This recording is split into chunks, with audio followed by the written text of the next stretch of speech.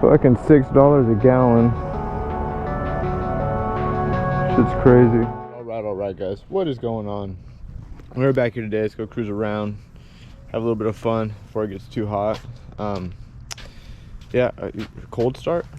Does it even count as cold starts? Can you even hear anything because of how quiet the bike is? Maybe with an exhaust. Maybe cold starts would be cool. First time starting up the bike. Let's see.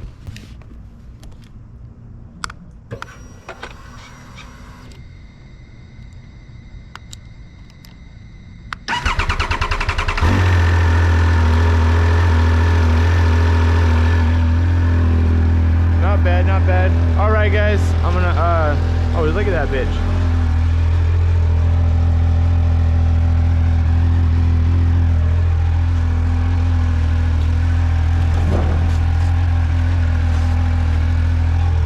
Hella guts. All right, guys. I'm gonna put my helmet on. Helmet is on. Now, see, we get our gloves on.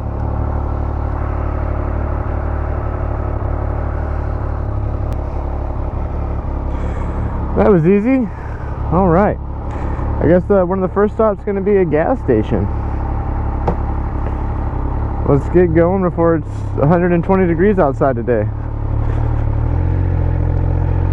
We're not getting a break. It's going to be like 108 plus like for the next month. It's been this way for the last few weeks, so it's just can't fight with it. Just got to work around it. Nothing you can do about it. So guys, I got a question. I know a lot of people that watch the channel are from Europe and England, things like that. Do you guys have DUI checkpoints, like drunk driver checkpoints, where the cops will set up a roadblock in the middle of the road and you have to stop and they'll check to see if you're drunk and they'll check for driver's license and insurance? Well, we have those out here a lot in America. You know, we're supposed to be free. Our cops aren't supposed to, you know, we got our constitution that the cops don't follow.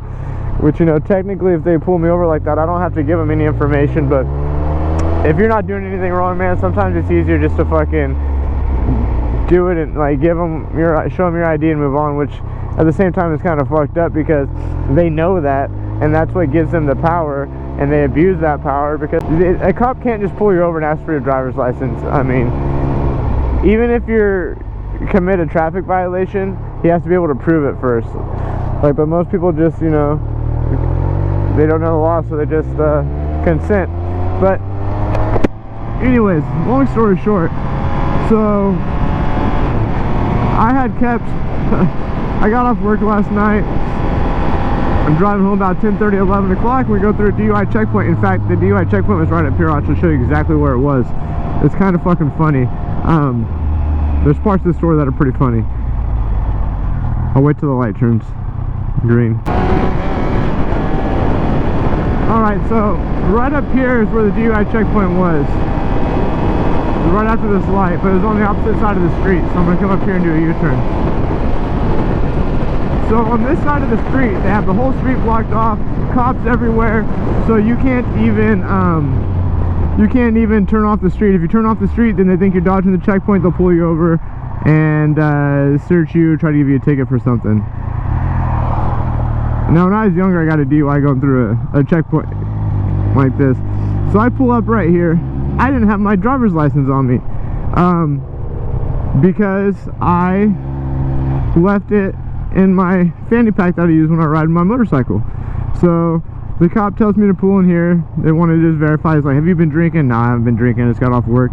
All right, cool. You know, let me see your driver's license. Oh, dude, I don't have it. Honestly, I don't even drink. You might see the beer can outside my garage. They belong to my dad. So he has me pull into this parking lot so they can check it. A cop comes up to me and she asks for my driver's license. If I have a valid driver's license, I tell her yes. She asks me if I know my driver's license number. I give it to her, give her my name that's on the driver's license, my birth date. She runs it. She comes back about a minute later and says, what's your address? Give it to her. She says, all right, just remember to keep it on you. Have a good night. She lets me go. So I'm parked right there where that truck is. This is the funny part. Now, they're trying to check to see if people are drunk, right?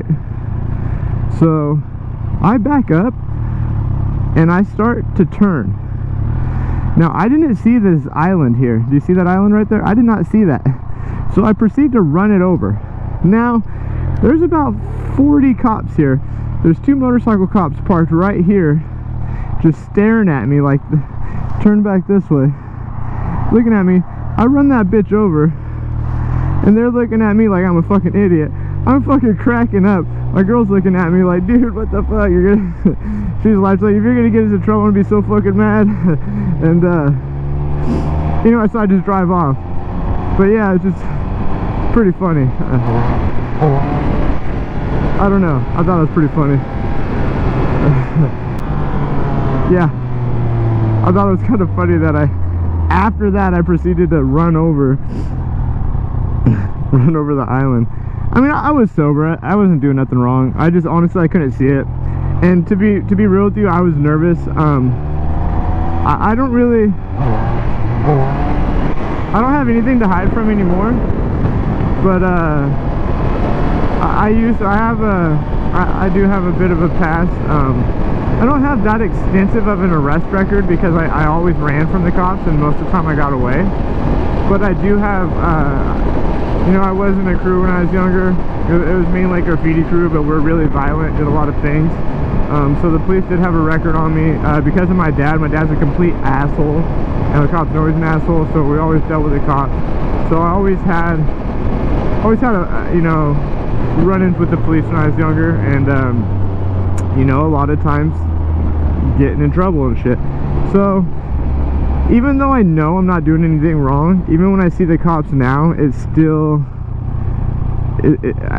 I get nervous.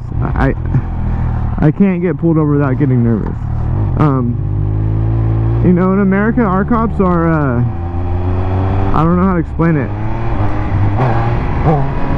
From what I've heard from like other people, so when I used to do music and we tour or play with other bands from other countries and kind of play a couple shows with them, they'd be like, why are you guys, like, they were shocked that we have highway patrol. They're like, how many cops do you guys have? We're like, a lot. We have a lot of cops. And they were shocked to see that we were afraid of cops. They're like, where we're from, we're not afraid of cops, you know. We carry a piece of metal in our back pocket, and the cop stops us, we hit him with it. I'm like, dude, you'll get shot here. You just reach in your pocket and the cops will shoot you. Like, there's a lot of good cops out there, don't get me wrong. I'm not shitting on the police. Bakersfield, where I'm from, you know, there's a lot of good cops, you know, but